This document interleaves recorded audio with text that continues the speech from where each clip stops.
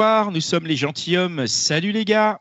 Salut Hello, Pascal, hello. salut Dan. Et salut Hello. à tous. Salut Mitch et bienvenue dans le live Instagram des gentilshommes spécial confinement. Petit rappel de ce dont il s'agit. On a décidé de continuer à discuter entre nous et avec vous des sujets, toujours des relations hommes-femmes en rapport avec le confinement. Donc pour ça, on se retrouve en live sur notre Instagram les gentilshommes les lundis soirs et jeudis soirs et on discute avec l'une d'entre vous. Ensuite, cet épisode est disponible dans notre flux de podcasts sur lequel vous avez l'habitude de nous suivre, très nombreux, et on vous remercie. Avant de commencer, je remercie tous ceux qui nous soutiennent sur Tipeee, ils sont très nombreux. On a eu des tips, je rappelle le dernier tip qu'on a eu de Jessica qui était assez gros. Et je rappelle à tous ceux qui voudraient le faire que la page Tipeee est ouverte à tous. Merci. Voilà, notre invité du jour, c'est Claudia. Salut Claudia. Bonsoir. Salut Claudia. Hello. Et donc, Claudia est cofondatrice du compte Instagram Self Love Project. Connie ? Ah, c'est à moi de parler là. C'est ça ? C'est toi qui attaques ? Ah bah oui, bien sûr que ouais, j'ai la tête. État des lieux. Claudia, est-ce que c'est pour savoir un petit peu où est-ce que tu es dans ton confinement en couple ou seul, en télétravail, chômage technique, est-ce que tu as de l'espace vital ou pas du tout, est-ce que tu es avec enfant ou sans enfant ? Alors, je suis célibataire, donc seule dans mon confinement, en télétravail, puisque de toute façon, je travaille à mon compte, Ouais. avec un espace vital tout à fait correct. J'ai presque 38 mètres carrés, donc je ne me plains pas. Et pas d'enfant, mais un chat. C'est pas mal. Ouais, ça fait plus de poils. Après, tout dépend où tu es en France, hein, mais... Je suis à Paris. Ok. Ah oui, Est-ce donc là, dans ce 38 mètres carrés, c'est pas mal du tout, quoi. Oui. Ouais. Est-ce que tu pourrais nous présenter donc Self Love Project ? Yes, alors le Self Love Project, c'est un projet que j'ai monté il y a un peu plus d'1 an avec une amie à moi. Et en fait, on propose du coaching en estime de soi et en relation amoureuse. En gros, notre créneau, c'est d'apprendre à s'aimer pour mieux aimer et se laisser aimer. Voilà, c'est une phrase un petit peu compliquée, mais c'est... Ouais. Et ouais, comment c'est né cette tu nous racontes un peu comment c'est né ce projet ? Alors, l'idée, elle est née il y a un peu plus de 2 ans. En fait, je venais de me séparer depuis à peu près 2 mois de mon ex-compagnon. Et on avait fait une petite soirée un peu trop arrosée avec Mélanie, qui est donc la cofondatrice du projet. Et en fait, on discutait, on se rendait compte qu'autour de nous, il y avait beaucoup de gens qui étaient en couple, mais dans des relations qui ne leur correspondaient pas forcément, ou qui ne leur correspondaient plus. Et que malgré cet état de fait, que peut-être ils auraient mieux fait de se séparer, ils avaient du mal à prendre cette décision de partir. Et en réfléchissant, en fait, on s'est rendu compte que souvent, c'était un petit peu les 3 mêmes problématiques qui faisaient que les gens ne franchissaient pas le cap de la rupture. Et en général, c'était soit parce qu'ils avaient peur d'être seuls, ils ne savaient pas être célibataires, soit parce qu'ils avaient peur de faire du mal à l'autre en partant, soit parce qu'ils avaient peur de ne jamais retrouver personne et de finir dévorés par leur chat ou leur poisson rouge au chaud. Voire un peu les 3 mélangés, ça dépend. Voilà. Et du coup, en fait, en tirant le fil, on s'est dit, finalement, ce qui est un peu le point commun à tout ça, c'est l'estime de soi. C'est-à-dire que ce qui fait que ces gens ont ces peurs-là, c'est que souvent, ils ne se connaissent pas assez, ils ne s'aiment pas assez, ils ont tendance à prioriser la relation ou l'autre par rapport à eux-mêmes. Et en fait, on s'est dit, on va aller proposer du coaching amoureux, mais en le plaçant sous l'angle de l'estime de soi et de traiter l'individu d'abord plutôt que la relation uniquement. D'accord. Du coup, vous avez fait parce qu'il y a un marché du coach, vous avez fait une étude de marché et vous êtes dit c'est là-dessus qu'on veut aller ? On n'a pas tellement fait d'études de marché. En fait, vraiment, on a eu cette idée. À la base, on était plus parti de faire du coaching en rupture. En fait, au début, c'était ça notre idée, vraiment. Sur la rupture. En fait, vous poussez. C'est vrai gens, que d'après ta présentation, c'est ça. Ouais, à la base, c'était vraiment du coaching en rupture. Genre, vous savez pas comment arrêter votre relation, on va vous aider. C'est marrant parce que c'est l'inverse des coachs habituels qui disent vous savez pas comment vous mettre en relation, on va vous aider. Toi, c'est le contraire. C'est genre t'es sur la pente glissante. Allez, on y va, on va te donner un coup dans l'épaule et tu vas partir plus vite. Oui, voilà. À la base, c'était vraiment ça. On avait centré là-dessus. Mais du coup, en réfléchissant et en partant après sur cette idée d'estime de soi, on s'est rendu compte que finalement c'était plus large et que ça englobait la rupture, mais ça englobait aussi le post-rupture, le célibat, et après aussi comment aussi avoir une une vie de couple épanouie et peut-être aussi aller déconstruire certaines idées qu'on a de l'amour, parce que ce qu'il y a, c'est qu'aujourd'hui, on a de la chance, parce qu'on vit dans un monde, en tout cas en Occident, en France, où on peut choisir son partenaire, donc c'est génial. Mais en même temps, on ne nous apprend pas forcément comment choisir, on ne nous apprend pas ce que c'est que l'amour vraiment, et finalement, les idées qu'on a de l'amour, on les construit au travers des livres, des films, des chansons. Et malheureusement, souvent, ça parle de l'état amoureux, ça parle pas de l'amour vraiment. Et donc, on a cette fausse idée que il faudrait que ce soit toujours la passion, enfin voilà, toutes ces choses-là. Et on s'est rendu compte, et moi la première, que c'est des choses qui m'avaient vachement, enfin qui étaient vachement délétères moi pour ma propre vie sentimentale. Et on avait envie un peu d'aller faire un peu de la pédagogie aussi autour de tout ça, d'aller accompagner les gens autour de cette déconstruction. D'accord. Et donc c'est ça que vous vendez dans vos formations, dans vos coachings. Ouais, c'est ça. Alors ouais, du coup, pas dire formation d'ailleurs. On peut dire formation pour un truc comme ça. Non, en fait, il y a deux choses. C'est que je fais des accompagnements individuels. Donc là, c'est vraiment du coaching. Et après, il y a des programmes en ligne qu'on fait aussi. Où là, c'est pas du coaching à proprement parler parce que l'accompagnement est pas individuel. Mais voilà, on aborde toutes ces questions-là autour de l'estime de soi et de l'amour du couple en général. D'accord. Avant de rentrer dans le détail des coachings individuels et du programme en ligne, est-ce que tu peux nous dire qui sont tes clients? C'est qui est-ce qui vient chez toi? Je pense qu'on a quand même majoritairement des clients qui nous ressemblent, c'est-à-dire plutôt entre 25 et 35 ans. Moi, j'ai 31 ans, donc voilà, je pense que la fourchette est entre 25 et 35 ans. On a pas mal de Parisiens qui nous suivent, parce qu'on est à Paris aussi. Donc voilà, je pense qu'on attire un petit peu les gens qui nous ressemblent, mais on a aussi des gens un peu partout. Voilà, on a majoritairement des femmes. C'est notre grand défi de réussir à attirer plus d'hommes. C'est notre objectif. Après, je pense qu'Instagram, ça reste un média très féminin. Donc, du coup, forcément, il y a ce biais-là aussi. Mais voilà, pour l'instant, notre clientèle, elle est un peu comme ça. Ouais. Et tu disais, vous avez lancé ça il y a un peu moins d'un an, c'est ça? Un peu plus d'un an. En fait, on a un peu plus d'un an, pardon. Ouais. En fait, on a eu l'idée il y a 2 ans. On a créé le compte Instagram début janvier, fin décembre 2018. Donc voilà, ça fait un peu plus. Mais bon, comme je travaillais encore, j'avais pas vraiment le temps de m'en occuper.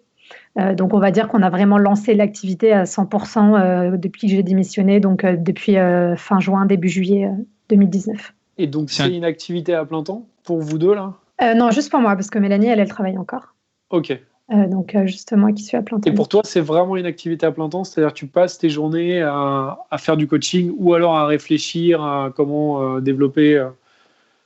Enfin, justement, du coup, explique-nous un peu qu'est-ce que tu fais concrètement tous les jours. Alors, pendant les 6 premiers mois, en gros, entre juin et là, janvier-février, j'étais en formation parce que je passais ma certification de coach. Donc ça prenait pas mal de temps. Plus l'auto-formation, parce que j'ai une formation de coach, on va dire un peu généraliste, donc life coach et coach professionnel, mais il n'y a pas forcément de formation en France qui soit centrée sur du love coaching, on va dire, du coaching relationnel. Donc après, c'est beaucoup d'auto-formation, j'ai lu beaucoup de livres de psychologie, toutes ces choses-là, voilà. Et depuis, mon temps, c'est beaucoup d'écrire les contenus pour Instagram, Facebook, etc. Produire des contenus pour les réseaux sociaux, parce que mine de rien, on ne se rend pas compte, mais c'est hyper chronophage. Bah oui, c'est sûr. Ouais. Et voilà. Mais juste la formation que tu as de coach, en fait, c'est quoi? C'est une formation officielle? Enfin, c'est intéressant. Ouais, c'est une formation diplômante et certifiée, reconnue par l'État. Pour moi, après, voilà, le marché du coaching, c'est quelque chose qui commence à se développer beaucoup en France, quel que soit le sujet central. Il y en a de plus en plus. Il y a des gens qui se déclarent coach qui n'ont pas forcément de formation. Voilà, chacun après a son truc. Moi, j'avoue que pour moi, c'est quelque chose qui était important parce qu'en plus, alors un coach, c'est pas un thérapeute, mais on est quand même dans la relation à l'autre. Il y a une déontologie à avoir et il y a une responsabilité dans la relation qu'on crée avec la personne qu'on a en face de soi. Surtout quand là, potentiellement, c'est des gens qui sont dans un état potentiellement de fragilité émotionnelle. Donc, pour moi, c'était important d'avoir cette certification pour avoir cet ancrage vraiment professionnel, quoi. En 2 mots, qu'est-ce qu'il y a dans cette formation? Mais vraiment rapidement, il y a de la psychologie, des choses comme ça? Ouais, il y a de la psychologie et de la méthodologie aussi. D'accord. Ok. Pour terminer un petit peu sur cette présentation, donc il y a du coaching individuel. Ouais. Tu rencontres des gens, tu nous dis en 2 mots et puis après on aura des questions là-dessus. Ouais. Et le programme en ligne, et puis éventuellement combien ça coûte, voilà. Alors, les coachings individuels, il y a deux formules. En gros, soit il y a des formules de ce que j'appelle de déblocage express.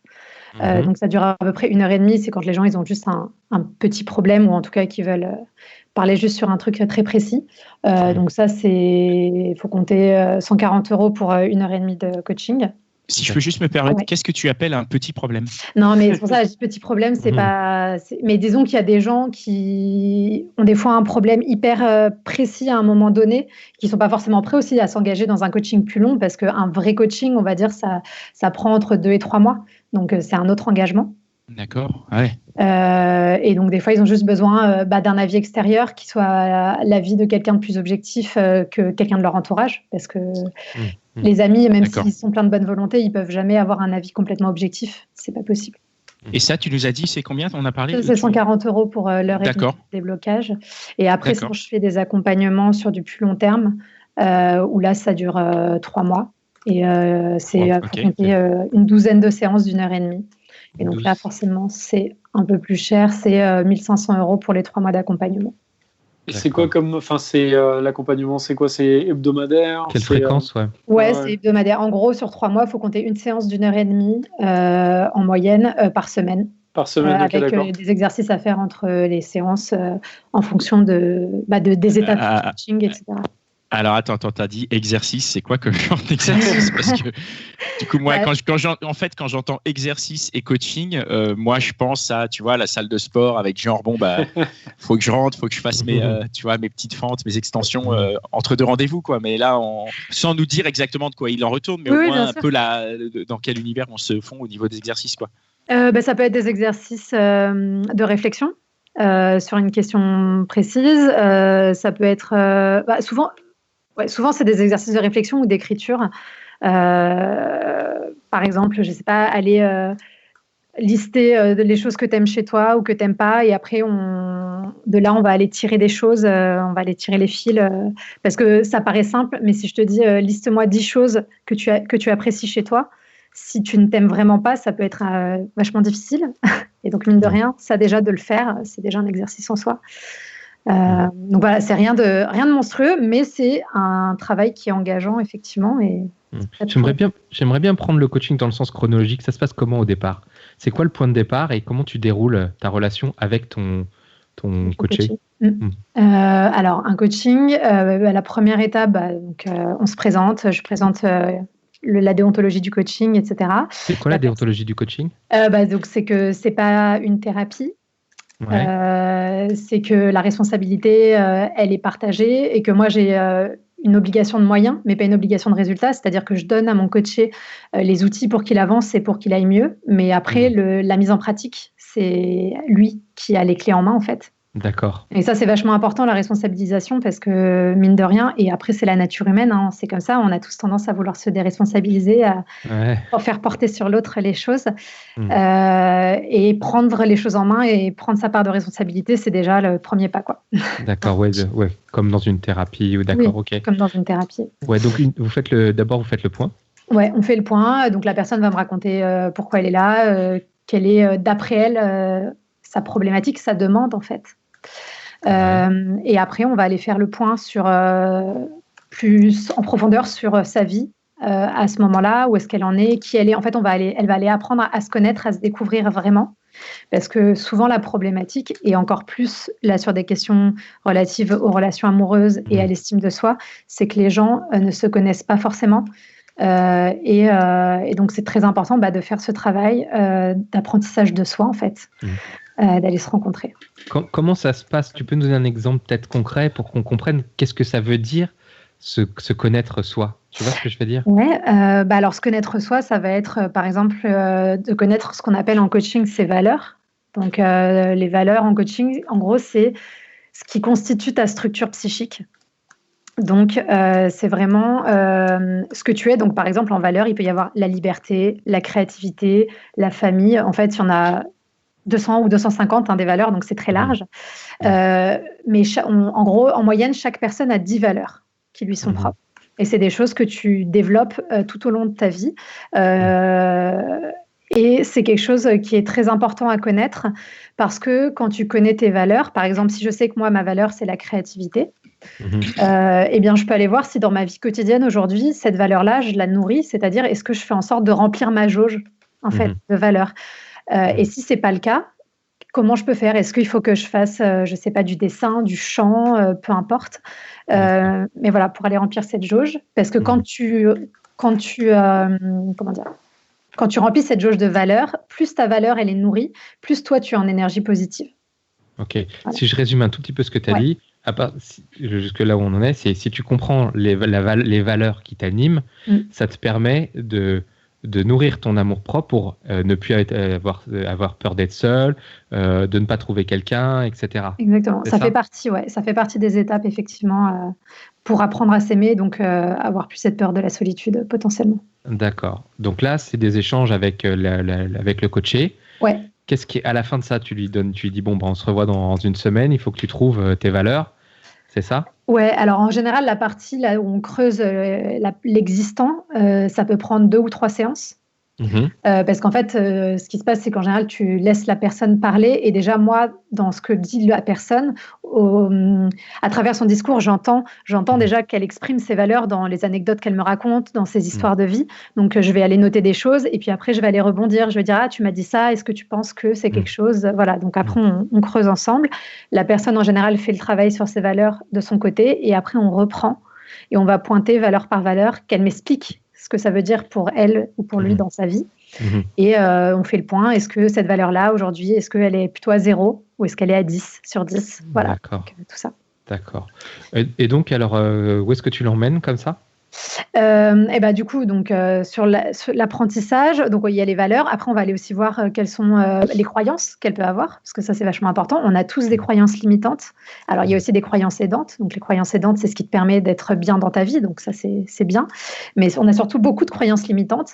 Les croyances limitantes, ça veut dire quoi, ça, une croyance limitante? Alors, une croyance limitante, c'est une croyance qui va t'empêcher de faire quelque chose ou qui va te bloquer, qui va te faire voir les choses sous un prisme qui n'est pas la réalité parce que tu as cette certitude. C'est-à-dire, par exemple, je pourrais dire, de toute façon, tous les hommes sont infidèles. Ça pourrait être des clichés. Voilà. Souvent, les clichés, c'est des croyances collectives qu'on va s'approprier. Donc, les croyances limitantes, elles peuvent être nombreuses. Ça peut être des croyances sociales, on va dire, ou alors des choses que nos parents nous ont transmises, ou alors des choses qu'on a récupérées de nos propres expériences personnelles.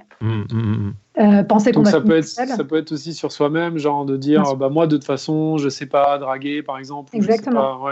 Exactement. Ça c'est en gros c'est une croyance limitante, une pensée que tu as qui n'est pas forcément. Alors ça peut être le reflet. Il y a quand même un ancrage dans une forme de réalité bien sûr, mais en tout cas c'est quelque chose qui va t'empêcher de faire des choses dans ta vie ou en tout cas de faire des choses que tu as envie de faire.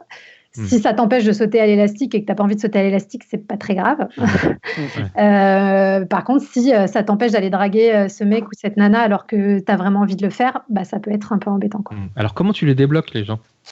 Comment? Alors, le travail sur les... déjà, la première étape, c'est d'aller prendre conscience, d'aller conscientiser qu'on a des croyances limitantes et quelles sont ces croyances. C'est déjà le premier pas parce qu'il y a plein de gens qui ne s'en rendent pas compte. Et après, ça, c'est... c'est un peu c'est difficile à expliquer comme ça, mais en gros, ce qu'on appelle en coaching, on va aller ramollir la croyance, c'est-à-dire qu'on va aller montrer à la personne que cette croyance n'est pas le reflet d'une réalité, mais le reflet d'une pensée personnelle. Et après, on les remplace par des croyances positives, parce que la nature n'aime pas le vide et il faut mettre quelque chose à la place. Si tu fais que enlever, ça marche pas. Et tu remplaces par quoi, par exemple?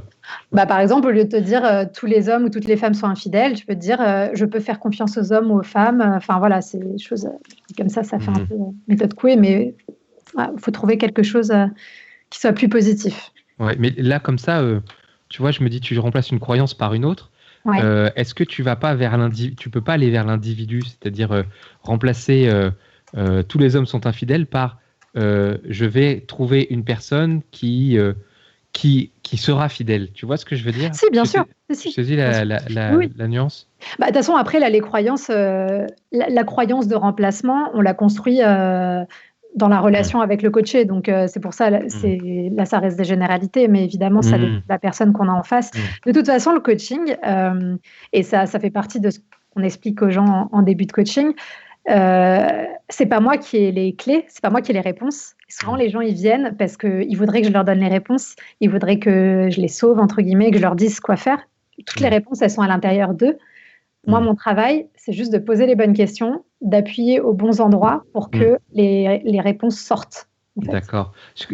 Quand tu dis ça, pardon dame, j'y vais. Quand tu dis ça, tu penses à ceux qu'on voit sur Internet, des coachs en séduction qui te donnent des techniques, c'est ça? Qui disent ouais, si tu veux emballer comme ça, il faut faire comme ça. Si tu veux accoster, il faut faire comme ça. C'est à ça que tu penses quand tu dis ça? Là, je pensais pas forcément à eux, mais oui, il y a ça aussi. Alors après. C'est vrai que moi, le coaching en séduction, c'est un truc que Alors, peut-être parce que déjà, je suis une femme et je pense que malgré tout, comme sont construits les coachings en séduction aujourd'hui, s'adressent plutôt à des hommes.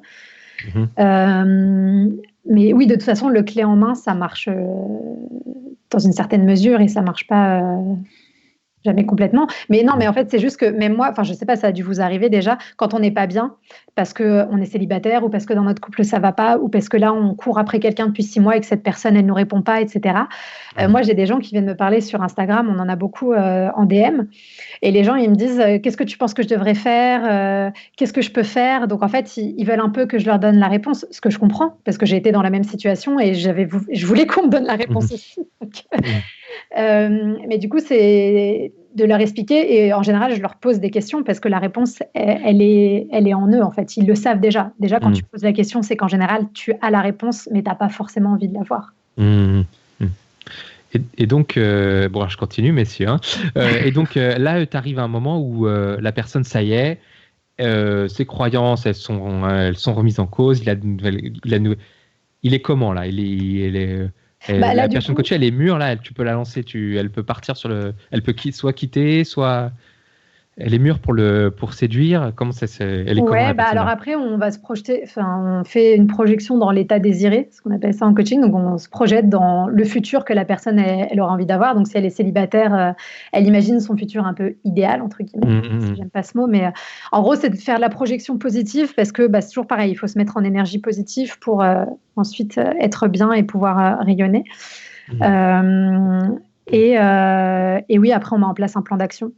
En fait, c'est ça surtout. Donc, un plan d'action plus ou moins sur un temps plus ou moins long selon la problématique qui a été identifiée et l'objectif qui a été décidé. Et alors, en 2 mots, c'est quoi le plan d'action? C'est par exemple, c'est tout simplement, c'est une espèce de to-do, sauf qu'en face de chaque action, il faut qu'il y ait une date et une façon d'évaluer concrètement que tu as réussi l'action. Donc, c'est pas la liste de bonnes résolutions du Nouvel An où tu dis cette année, je vais faire du sport. Tu vois. C'est à partir de lundi prochain, je vais faire du sport 2 heures par semaine, toutes les semaines, toute l'année. Voilà. Enfin, tu vois, il faut que ce soit hyper cadré et que ce soit très précis pour que ce soit considéré comme un objectif acceptable en coaching. D'accord, c'est des décisions actives. C'est ça. D'accord, ok. Et là, ça marche. Parce qu'il faut que ce soit engageant, en fait. C'est intéressant parce que, Connie, tu faisais la comparaison avec les coachs en séduction et moi, ça m'a presque plus fait penser à de la psychothérapie. Je ne sais pas ce que tu en penses. Enfin, tu trouves qu'il y a quelle est la différence pour toi entre ce que tu fais toi et un vrai psychothérapeute? Alors, la différence, c'est que quand tu vas en thérapie, enfin moi, c'est quelque chose que je connais bien parce que j'ai été en thérapie moi-même, etc. Donc c'est vrai que c'est un monde que je connais et je pense que je me nourris beaucoup de ça. Donc c'est peut-être pour ça qu'effectivement il y a un petit peu des reflets. Mais clairement, moi c'est pas de la thérapie que je fais parce qu'en thérapie, tu vas quand même chercher dans le passé, tu vas aller beaucoup fouiller, tu vas aller chercher dans l'enfance des gens, etc. Toutes ces choses-là. En tout cas, surtout en psychanalyse, qui est ce que je connais mieux moi, mais en coaching, tu te projettes dans le futur, c'est-à-dire que tu vas quand même regarder le passé parce que c'est important, juste de savoir que ce passé-là, il existe, mais tu vas pas aller te creuser complètement. L'idée, c'est de regarder en avant et de trouver des solutions et des objectifs à mettre en place pour avancer. Et clairement, c'est pas du tout antinomique de faire un coaching et de faire une thérapie en même temps. Moi, j'ai des gens que j'ai eu au travers des programmes ou même au travers de coaching individuel qui étaient en thérapie à côté et qui avaient quand même besoin d'un coaching en parallèle de ça. Parce que c'est pas la même dynamique. En thérapie, le thérapeute... alors après, il y a plein de thérapies. Hein, donc voilà, mais sans rentrer dans le détail, le thérapeute, il est là pour t'écouter, pour aller voir le passé ou le présent. Mais il va pas forcément te donner des exercices. Enfin voilà, c'est pas la même dynamique complémentaire. Mais du coup, toi, tu te concentres beaucoup sur le fait que le rapport de la personne avec elle-même. Ouais. Mais est-ce que tu donnes aussi des conseils très précis, par exemple, typiquement une jeune femme ou un jeune homme qui vont venir te voir et vont te dire, tiens, justement, je suis en couple avec cette personne. Regarde, tu vois, par exemple, ils vont te montrer des SMS, des échanges.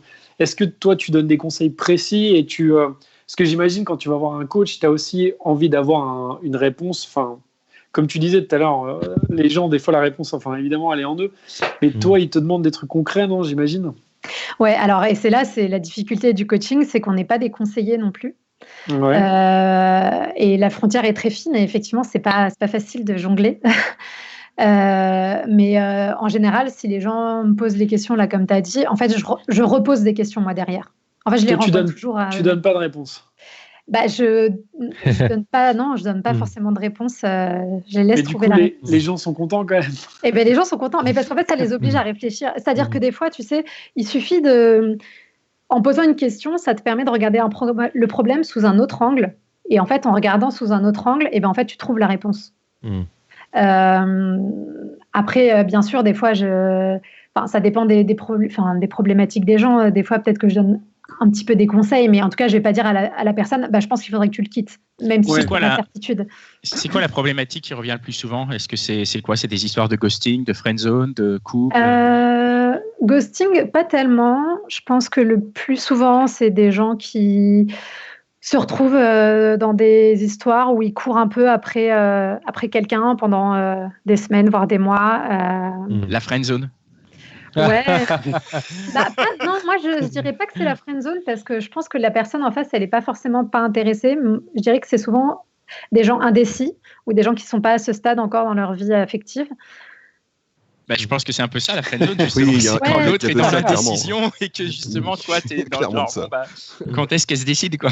Non, après mais est-ce que tu as beaucoup justement de questions sur ce genre de problématique? Ah oui, je pense que la problématique de j'ai quelqu'un d'indécis en face de moi, le lundi il dit oui, le mercredi il dit non et le jeudi il dit oui, c'est assez fréquent. Je pense que sachant que comme tu nous as dit, la majorité des gens qui te contactaient étaient des femmes, donc la personne indécise c'est souvent un homme. D'ailleurs, tu as des statistiques, de ce que tu as constaté, on te contacte plutôt pour des relations hétérosexuelles ou on a une majorité, mais on a aussi des couples homosexuels. On essaye d'être le plus inclusif. Déjà, quand j'écris, j'essaie d'être le plus inclusif, c'est-à-dire que je ne m'adresse pas qu'à des femmes. Mais c'est pas, voilà. Et oui, on a aussi des couples homosexuels. C'est pas la majorité des gens qu'on a, mais ouais. Ouais. D'accord. Ouais. Et Connie, oui, vas-y. Je voulais savoir comment les résultats. Ça marche pas. Comment les gens s'en sortent, tu vois. Écoute, ils s'en sortent bien. Pour l'instant, les gens que j'ai accompagnés, c'était surtout des gens qui étaient célibataires et qui avaient besoin de remonter leur estime d'eux-mêmes. J'ai pas encore fait de l'accompagnement sur des gens qui étaient en couple et qui hésitaient à se séparer ou non. Mais en tout cas, à chaque fois, les retours sont hyper positifs. Les gens me disent que ça leur a permis d'avoir une autre vision d'eux-mêmes aussi, de se poser des questions qui ne se posaient pas forcément. Et puis, en fait, c'est surtout de faire la démarche. Je pense que ça débloque quelque chose parce que c'est commencer à s'autoriser, à se donner cet amour à soi, ce qu'on ne fait pas, qu'on va beaucoup donner aux autres, surtout quand on ne s'aime pas assez. On donne beaucoup d'énergie aux autres en espérant qu'ils vont nous aimer en retour. Et donc, ce que je leur dis, c'est toujours ça, c'est cette énergie que tu donnes à l'extérieur, essaye de la retourner à l'intérieur. Moi, j'ai une question par rapport à ce que tu as dit. Là, tu as dit qu'il y avait des gens qui venaient te voir en couple et peut-être que tu les pousses vers la sortie ou pas. Mais quand c'est un seul des deux membres du couple qui vient te voir, en fait. Oui, c'est toujours rarement les deux. C'est toujours un seul. Ouais. Donc, en fait, tu en coaches un. Mais quand tu fais ça, tu n'as que son point de vue.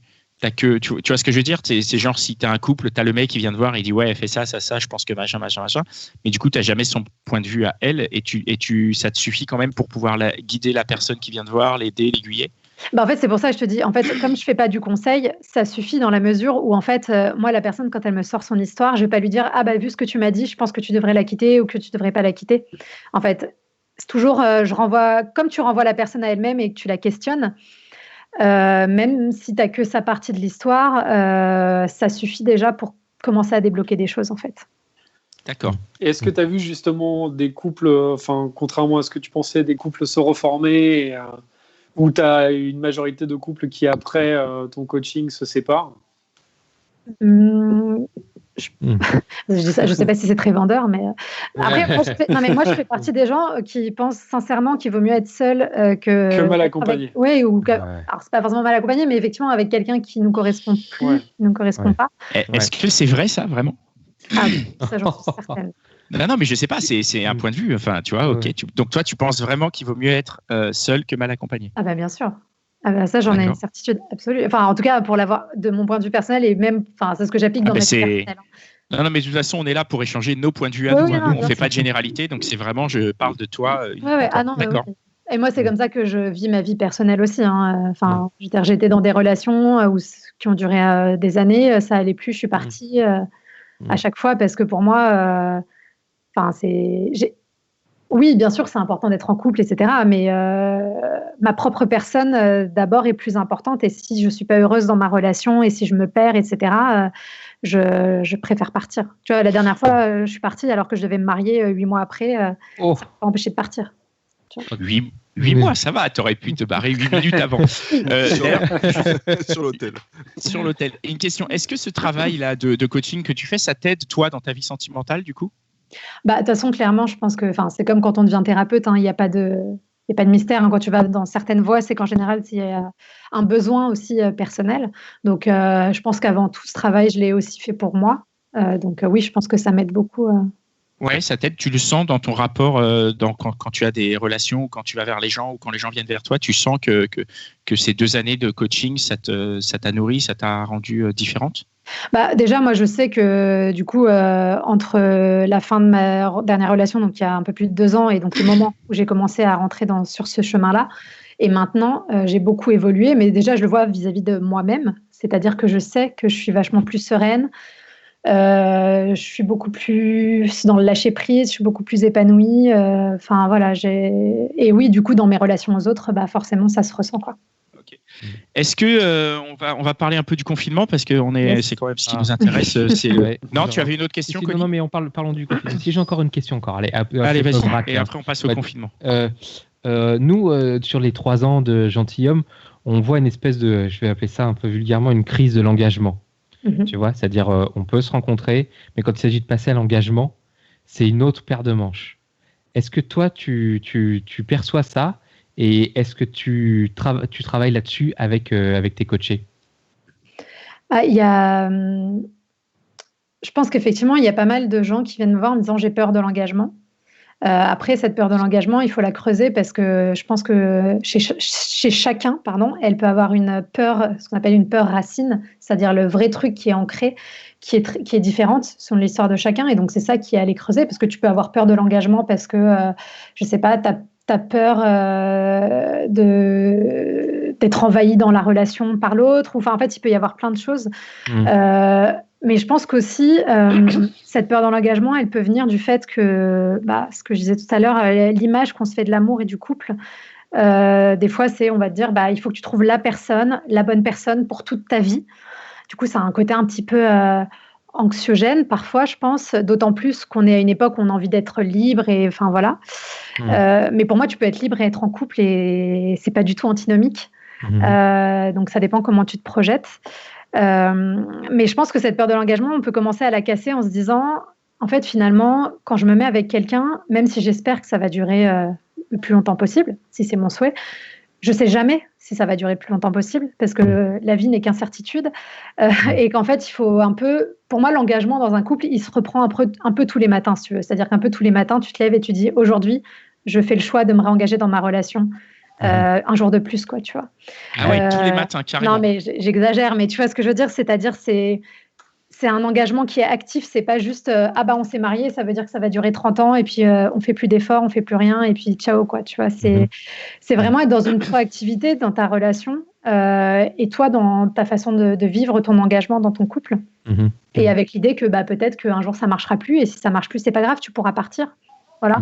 Ouais. Mais je voulais attends, Dan, excuse-moi, juste terminer là-dessus et je pensais à la question dans le point de vue inverse, c'est-à-dire qu'il y a des gens qui veulent s'engager, nous, ce qui est souvent le cas dans les podcasts, on a eu beaucoup d'invités qui avaient envie d'engagement et qui en face ont des gens donc qui comprennent pas. Tout à l'heure, tu parlais c'était un exemple dans l'absolu d'un mec qui dit oui le lundi, non le mardi, ou tu vois ce que je veux dire. Qu'est-ce que tu leur dis à ces gens-là, à ces filles, là c'est des filles, mais à ces personnes qui ont en face des gens dont l'impression qu'ils veulent pas s'engager. Moi, ce que je dirais, c'est que si c'est systématique et que tous les gens que tu rencontres sont comme ça, c'est qu'il y a une part de responsabilité personnelle parce qu'on attire ce qu'on dégage et ce qu'on est. Et quand je dis de responsabilité, c'est pas pour être dans la culpabilisation. Au contraire, la responsabilisation, c'est l'inverse de la culpabilisation. Parce que à partir du moment où tu te rends compte que tu es en partie responsable de ce qui se passe, ça veut dire que tu as les armes, tu as les outils pour faire en sorte de faire changer les choses. Donc en fait, c'est vachement fort, c'est vachement puissant en fait d'être dans la responsabilisation. Donc c'est peut-être d'aller se questionner.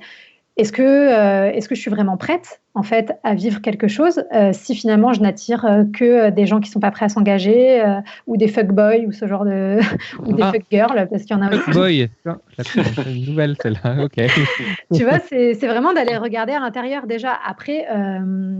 Des fois, c'est comme ça et il y a en fait, ces gens-là, ils existeront toujours. La question, c'est pourquoi est-ce qu'à un moment donné, tu choisis de les laisser rentrer dans ta vie. Ouais. Et je pense que c'est ça la différence. Ouais, d'accord. Mais juste là, on parlait beaucoup de relations classiques, monogames. Est-ce qu'il y a aussi des gens qui viennent te voir et qui te disent moi, je suis libertin. Non, mais moi, je suis libertin, mais par contre, je le vis mal parce que, tu vois, je sais pas, il y a plein d'autres problématiques. En fait, c'est vrai que là, on a vraiment abordé la question du couple. Est-ce qu'il y a d'autres gens d'autres typologies de personnes qui viennent te voir? Je sais qu'on a quelques couples polyamoureux, quelques personnes en couple polyamoureux qui nous suivent, avec qui on a discuté. Alors eux, c'est pas des gens qui avaient des problèmes, donc on n'a pas forcément parlé de problématiques. On a eu des gens qui ont vécu des infidélités. Alors du coup, je pense que ça rentre pas tellement effectivement là-dedans, mais en tout cas, nous, c'est quelque chose qu'on essaye de promouvoir aussi, dans le sens où, d'en parler et de dire aux gens, en fait, peu importe. T'es pas obligé d'avoir envie d'être dans une relation monogame, c'est pas grave, c'est pas le problème. En fait, finalement, c'est ta vie, tu fais ce que tu veux. À partir du moment où tu fais les choses bien, dans le respect de l'autre, et que tu fais en sorte, de respecter chacun. Si toi, ton kiff de vie, c'est d'être dans une relation polyamoureuse, ou que ton kiff, c'est d'être dans une relation libertine, ou de pas être en couple du tout, peu importe. En fait, on s'en fout. Et, je pense qu'il faut déculpabiliser les gens là-dessus. En fait, la monogamie et le couple, c'est pas la seule voie qui existe. Finalement, tu fais ce que tu veux. C'est juste que quand tu fais les choses, c'est les faire en conscience et avec respect et en prenant ta part de responsabilité, quoi. Bien sûr. Ah ouais. Parlons confinement maintenant. Ouais. Est-ce que le confinement a changé quelque chose dans ton boulot? Le temps file. Pascal avait raison. Est-ce que le confinement a changé quelque chose dans ton travail? Est-ce que tu as noté quelque chose? Au quotidien, pas forcément, parce que moi, je travaille déjà de chez moi. Et c'est un travail que j'ai la chance de pouvoir faire aussi à distance. Après, je pense que la période de confinement fait qu'il y a pas mal d'idées et que c'est un peu prolifique en termes d'idées. Et c'est pour ça que là, on s'est rendu compte qu'il y avait pas mal de gens qui, dans cette période de confinement, avaient potentiellement envie de rappeler leur ex ou de retexter leur ex. Très grosse question là-dessus. On a eu énormément de questions de notre communauté. C'est quoi cette histoire de rappel d'ex? Tu peux nous briefer un peu dans tous les sens, dans les deux sens, c'est-à-dire est-ce que de la personne qui se fait rappeler par son ex, comment elle réagit, mais aussi la personne qui est confinée chez elle et qui a envie de rappeler ses ex, tu vois. Donc qu'est-ce que disons que, alors si on commence par la personne qui a envie de rappeler, je sais que c'est quelque chose, je pense sûrement une envie qui existait déjà avant le confinement, mais le confinement faisant qu'on est seul face à soi, s'il y a des choses qui ne sont pas forcément réglées, il peut y avoir des angoisses, tous ces genres de choses qui font qu'on a envie de faire ce genre de choses, de rappeler ou quoi. Et je pense que la question à se poser, c'est en fait, pourquoi est-ce que j'ai envie de le faire? Est-ce que j'ai envie de le faire parce que je m'ennuie et que j'ai envie de parler à quelqu'un, mais à ce moment-là, il faut peut-être mieux texter ses parents. Il y a quand même un gap entre un ex et ses parents. On peut pas tester la même chose à ses parents. J'exagère. Non, mais ce que je veux dire, c'est que si c'est juste pour combler un vide à un moment donné, comment est-ce que tu peux remplir ce vide autrement? C'est la question que tu peux te poser, tu vois. La nourriture. Le porno. Non, mais si ça t'évite de retomber dans une relation qui potentiellement était toxique pour toi, tu vois, je veux dire, il vaut mieux bouffer 3 crêpes au Nutella, hein, c'est pas très grave. Tu vois, D'accord. Après, tu vois, si c'est le rappeler l'autre, et ça c'est valable tout le temps, parce que tu veux faire repartir ta relation, parce que tu veux le rattraper, parce que ceci, cela, la question, toujours le questionnement de soi, c'est est-ce que déjà tu penses vraiment qu'entre aujourd'hui et il y a 3 semaines, quand vous vous êtes quittés, il y a beaucoup de choses qui ont changé. Pourquoi est-ce que ta relation, elle s'est arrêtée, en fait? Enfin, voilà, parce que finalement, oui, il y a le manque et il y a le besoin de l'autre, mais en fait, si cette relation, elle s'est arrêtée à un moment donné, c'est qu'il y avait une raison. Donc, aller voir les raisons, ça peut être intéressant. Et le confinement, c'est une bonne raison aussi de le rappeler, justement, quoi. J'ai pas entendu ça. Non, mais je disais, le confinement, ça peut être une bonne raison, ça peut te permettre de passer un peu de temps, quoi. Oui, voilà, mais du coup, est-ce que tu as vraiment envie de passer ton temps finalement, il y a plein de façons de passer son temps, donc pourquoi est-ce que tu choisis celle-ci? Je pense qu'au bout on est à 7 semaines de confinement. Je pense que je peux comprendre. Après, moi, la question que je me pose, c'est que là, tu as parlé par exemple de l'éventualité de rappeler un ex de 3 semaines, mais qu'est-ce qu'il en est pour ceux qui rappellent leurs ex d'il y a 7, 8, 10 ans? Il y en a certains qui ont rappelé des ex du lycée, tu vois, alors qu'ils sont adultes aujourd'hui. Qu'est-ce que ça t'inspire? Après, c'est toujours pareil, c'est quelle est la démarche derrière? Est-ce que c'est juste pour prendre des nouvelles ou est-ce que c'est pour essayer de réengager quelque chose? Après, quand ça fait 10 ans, potentiellement, oui, chacun peut avoir évolué et les raisons qui ont fait que tu t'es séparé il y a 10 ans, elles ont peut-être changé aujourd'hui. Donc, pourquoi pas quand c'est sur des trucs hyper des laps de temps très larges? Tu penses que ça peut vraiment être pour prendre des nouvelles? Il n'y a jamais un arrière-texte derrière un rappel d'ex qui veut dire je prends des nouvelles en façade, mais en vrai, derrière, je tâte le terrain pour voir s'il y a moyen? Je sais pas, je pense qu'il y a plusieurs cas. Je pense qu'il y a ce cas-là, évidemment. Je pense qu'il y a je prends des nouvelles, je pense qu'il y a il m'a brisé le cœur et je prends des nouvelles pour lui montrer que ma vie est vachement mieux que la sienne. Enfin, en fait, il y a un petit peu tous les cas possibles, je pense. Mais toi, tu préconises de... Pardon, vas-y. Non, vas-y. Oui, toi, tu préconises de ne pas rappeler, d'une manière générale. Oui, parce que en fait, je préconise de ne pas rappeler si c'est pour essayer de relancer quelque chose, parce qu'encore une fois, si la relation s'est arrêtée, c'est qu'il y a une raison, ou plusieurs.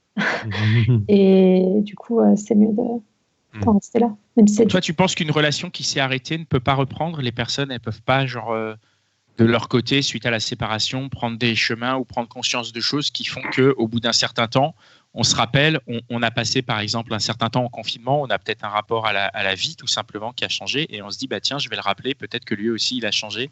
Et ça, pour toi, ça te paraît pas Je pense qu'il y a des cas où ça peut arriver parce qu'il n'y a jamais de 100%, tu vois. Mais je pense que majoritairement, les gens qui sont restés pendant un certain temps ensemble ou pas, en tout cas, et qui se séparent pour des bonnes raisons, quand ils se remettent ensemble, ça va remarcher pendant un temps, mais je sais pas comment expliquer. C'est très, très, très difficile de changer une dynamique relationnelle. Que ce soit une dynamique amoureuse, que ce soit une dynamique amicale, que ce soit une dynamique même familiale. Enfin, il n'y a qu'à voir, on est tous des adultes. Quand on retourne chez nos parents, on a tous l'impression d'avoir 15 ans et on s'engueule avec eux comme si on avait 15 ans parce que c'est la dynamique relationnelle, tu vois.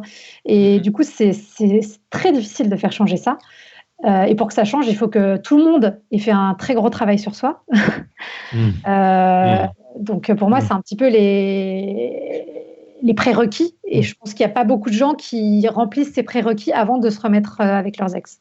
D'accord. Ok.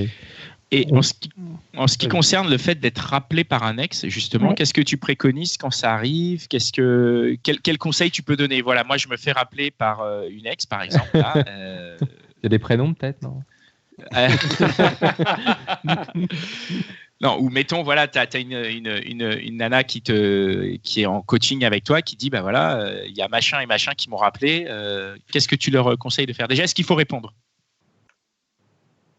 Après, c'est difficile parce que ça dépend, c'est vraiment du cas par cas, mais je dirais que, en fait, ça dépend qui a quitté l'autre, pourquoi l'autre y revient, est-ce que l'autre t'a fait beaucoup de mal, est-ce que la relation était toxique? Enfin, tu vois, il y a plein de choses là qui changent, mais je dirais que idéalement, je pense que de ne pas répondre, c'est le meilleur. la meilleure chose à faire potentiellement. Oh, Non, t'es mais- dur quand même. Hein. Mais après, c'est difficile. Non, mais encore une fois, ça dépend. C'est pour ça que je dis ça dépend. Oui, bien sûr, on entend bien ça. Qui te rappelle, peut-être qu'effectivement, sachant qu'il Là, vaut mieux pas répondre, quoi. Voilà, c'est peut-être mieux de pas répondre. En fait, ce qu'il faut réfléchir, je pense, de toute façon, en fait, pour pas mettre des trucs genre il faut pas, c'est pas tellement ça, c'est de réfléchir quand tu vas faire l'action, que ce soit de rappeler ou de pas rappeler, qu'est-ce qui va te permettre, toi, de te sentir mieux, en fait, et de te sentir le plus apaisé et le plus serein, en fait, après ça. Et avec un petit peu de recul, c'est-à-dire de pas, genre, t'as reçu le texto et genre là, tu te dis, je vais répondre tout de suite parce que tu as l'impression que ça va aller mieux direct, mais de prendre un petit peu de temps pour laisser reposer les choses, pour sortir du côté émotionnel qui prend le dessus quand on reçoit ce genre de message ou ce genre d'appel, laisser reposer, et quand, on va dire, le cerveau et la rationalité a repris un petit peu le dessus, là, d'évaluer la situation et de se dire, est-ce que si vraiment je réponds à ce message, si je remets en route cette relation, cette conversation, comment est-ce que je vais me sentir après ça? Est-ce que je serai vraiment mieux? Je pense que c'est... On termine sur les projets de Self-Love Project. Qu'est-ce qui va arriver là, après le confinement? Déjà, il va y avoir plein de ruptures, donc plein de boulot, non? Ouais, bah, du coup, en fait, c'est pas fait business, exprès. Mais, en fait, on voulait lancer là au mois d'avril un programme post-rupture. Donc, on va le lancer, je pense, début juin en post-confinement. Ok. Donc, voilà, ça tombera à pic.